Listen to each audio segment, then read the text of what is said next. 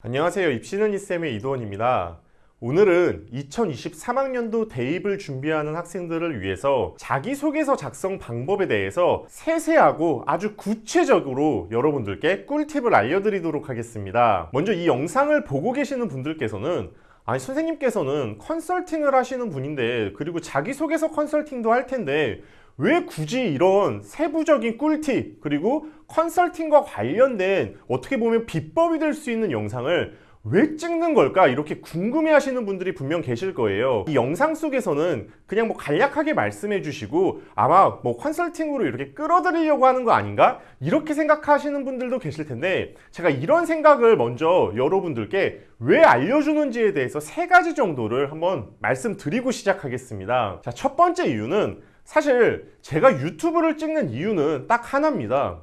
지방권역이라든지 아니면 입시에 대해서 이런 정보의 불균형을 조금 해소하고자 하는 좀 그런 공익적 목적으로 유튜브를 처음에 개설을 했었는데 작년에 제가 2022학년도 대입과 관련해서 수시 원서 접수 꿀팁 영상을 한 2가지 정도 올렸어요. 욕먹을 각오하고 올리는 영상이라는 제목으로 올렸었는데 그 두 영상의 총 조회수가 약 10만 회나 여러분들께서 보셨습니다. 그만큼 관심도 많이 가져주시고 학생분들 그리고 학부모님들 분께서 되게 영상을 많이 검색해 주셨다라는 이야기인데 그것과 마찬가지로 올해의 경우 내가 자기소개서 영역에서도 좀 여러분들께 도움을 드려야겠다 라고 해서 좀 일찍 이 영상을 만들게 됐습니다. 두 번째 이유는 작년에 제가 자소서 컨설팅을 하면서 정말 말도 안 되는 자소서 컨설팅을 받았던 학생들이 있었습니다. 그 학생들을 다시 제가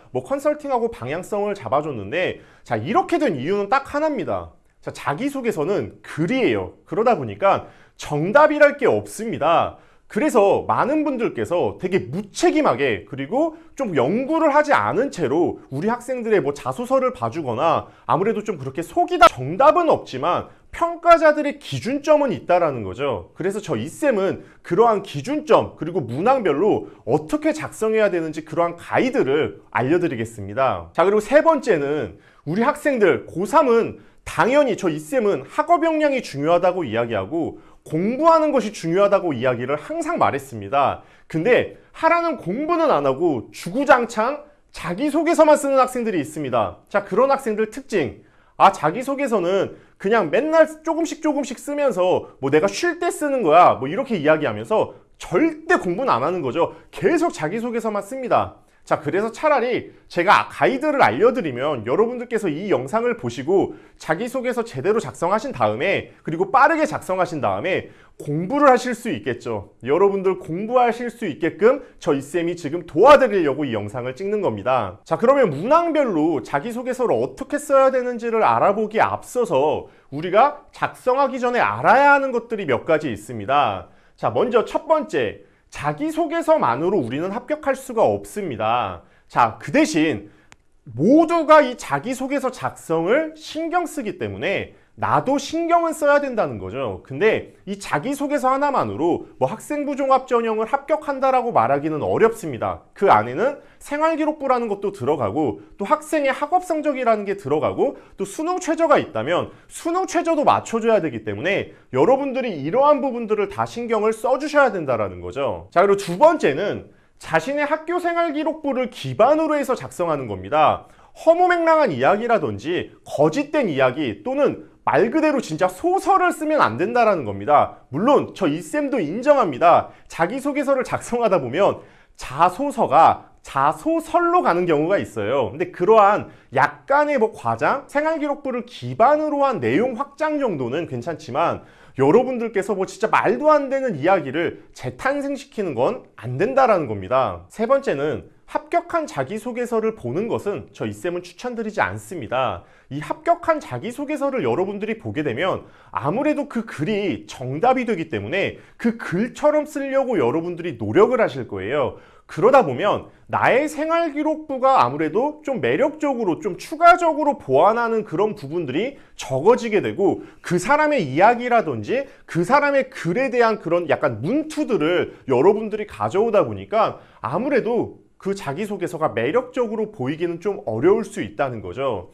그래서 자기소개서는 절대 정답이 없기 때문에 여러분들이 막 합격한 자기소개서 찾아보면서 굳이 그 글들을 베껴간다든지 그 글의 형식을 따라가는 건 저희 쌤 추천드리지 않습니다. 여러분들이 투박하게 쓴 글이 오히려 더 여러분들의 매력을 더 보여줄 수 있는 그런 좋은 글이 될 수 있습니다. 이어서 말씀드리면 대입 자기소개서는 글 잘 쓰는 작가를 뽑는 게 아닙니다. 아까 세 번째 이야기하면서 글에는 정답이 없고 또 여러분들의 그런 투박한 글이 오히려 여러분들을 더 매력적으로 보일 수 있기 때문에 평가자 위치에서 평가할 부분들에 대한 요소들만 그 글에다가 넣어주게 되면 여러분들 굳이 뭐 작가님들이라든지 또는 뭐 문창과 이런 선배님들한테 글 첨삭할 필요는 없습니다. 첨삭에 대해서 하나 말씀드리면 첨삭은 단순하게 여러분들의 글들 그런 맥락이라든지 또는 뭐 글에 있어서 약간 오탈자 이런 부분들에 대해서 첨삭받는 건 오케이지만 여러분들의 생활기록부라든지 그런 걸로 아예 그 사람이 글을 재탄생해 주는 거는 그건 첨삭이라고 보기 어렵습니다. 그리고 그렇게 하는 사람들이 있습니다. 그걸 저는 사기꾼이라고 솔직히 말씀드리는데 뭐 이런 분들의 특징이 그렇죠.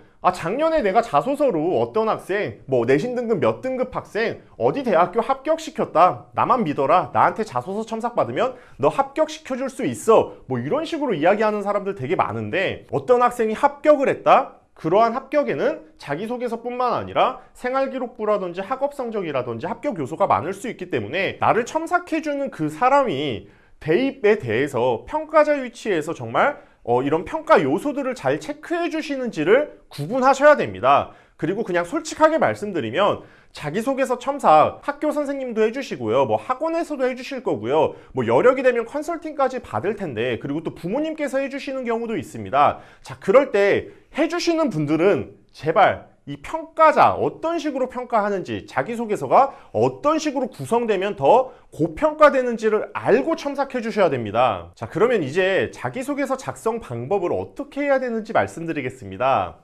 자, 먼저 평가자 입장에서 문항의 의도를 파악하셔야 됩니다. 각 문항마다 이 문항이 어떤 부분을 나에게 물어보는지를 한번 생각을 해보신 다음에 결과와 나열 중심으로 작성하는 게 아니라 배우고 느낀 점 그리고 그 활동을 통해서 구체적인 과정에 대해서 서술해 주시는 것이 굉장히 중요합니다. 자, 그리고 고등학교 수준 정도의 기본에 충실하셔도 된다는 거죠. 내가 막 글을 작성할 때 진짜 작가처럼 대학생처럼 뭔가 있어 보이게 작성하지 않으셔도 된다는 겁니다. 그 대신에 자소서를 카피한다든지 그리고 뭐 적은 분량으로 막 작성한다든지 아무래도 그 문항마다 글자 수가 제한이 돼 있어요. 근데 터무니없이 적게 되면 아무래도 평가자 입장에서는 이 학생 좀 성실하지 않은데? 이런 생각이 들 수밖에 없다는 거죠. 그리고 저 이쌤이 직접 본 적은 없지만 맞춤법 오류, 이거는 정말 기본 중에 기본이죠. 이런 부분은 여러분들이 꼭 점검해 주시는 것이 중요합니다. 자, 그리고 이런 학생들은 제가 실제로 봤습니다. 지원 대학이나 그 학과의 명칭을 여러분들이 실수하시는 거죠. 그러니까 내가 학생부 종합전형을 A대학교도 넣고 B대학교도 넣고 C대학교도 넣고 어떤 학교는 뭐 경영학과 넣고 어떤 학과는 뭐 자율전공학과를 넣는데 그런 명칭을 실수를 해가지고 거기 자기소개서에 아무래도 복사 붙여넣기 하다가 그런 경우가 있습니다. 왜? 이게 자소서가 1번이랑 2번은 공통문항이기 때문에 여러분들이 뭐 활동을 붙여넣기 하다가 실수하는 경우도 있고 또 3번 같은 경우를 아무래도 좀 뭔가 이런 틀을 만들어 놨다는 거죠. 그래서 여러분들이 이런 실수하면 그거는 기본이 안 됐다라는 겁니다. 자, 이러한 부분들을 꼭 조심해 주셔야 됩니다. 자, 그리고 자소서는 자신의 생활기록부를 보고 또 보는 것을 저 이쌤은 굉장히 강력하게 말씀드립니다. 그 이유가 어차피 자기소개서는 내 생활기록부에서 내가 보여주지 못한 그런 좀 매력적인 활동이라든지 더 보여주고 싶은 부분을 보여주는 거기 때문에 여러분들이 본인의 생활기록부를 계속 보다 보면은 아무래도 그런 매력적인 활동이 눈에 보일 수밖에 없다는 거죠. 자, 그 대신 조심해야 될 건 지나친 과장과 허위 사실은 금지합니다. 이건 누가 봐도 다 알아요. 그리고 자기소개서가 이제 면접이 있는 학교들 같은 경우는 이 자기소개서를 보고 면접 질문을 물어볼 수 있기 때문에 여러분들께서 지나친 과장이나 허위 사실을 썼다면 면접에서 들킬 가능성이 당연히 있겠죠. 자, 그리고 본인이 왜 그 학교에 입학해야 되는지 자신의 진로 방향성을 생각하시면서 문항마다 답변을 해주시는 것을 저희 쌤은 강력 추천합니다. 그리고 그러한 답들이 일관성이 좀 느껴지게끔 전체적으로 자기소개서가 나오면 여러분들은 분명 고평가 받으실 수 있습니다. 자, 그리고 저 이쌤이 문항별 자기소개서 작성 방법은 각각 영상으로 또 만들어 드립니다. 그래서 그 영상들을 확인해 주시고 여러분들이 문항별 본인만의 자소서를 작성해 주시면 되겠습니다. 자, 오늘 이쌤과 함께 2023학년도 대입 자기소개서 작성 방법을 알아봤는데 여러분들 많은 도움 되셨나요? 도움 되셨다면 저 입시는 이쌤 채널 좋아요와 구독 눌러주시고 저 이쌤은 앞으로도 더 유익한 정보 가지고 여러분들께 찾아뵙도록 하겠습니다. 오늘 영상 시청해 주셔서 감사합니다.